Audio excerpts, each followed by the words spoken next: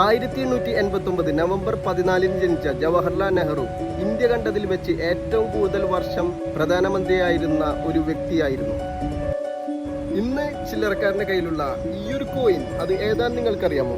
ഈയൊരു coin republic ഇന്ത്യയുടെ 1964 mint ചെയ്ത സർക്കുലേറ്റിംഗ് കോമംറേറ്റീവ് 1 റുപ്പി കോയിനാണ്. 1964 ജവഹർലാൽ നെഹ്റുവിന്റെ ഡെത്ത് സ്മരണയ്ക്കായി പുറത്തിറക്കിയ കോയിനാണ്.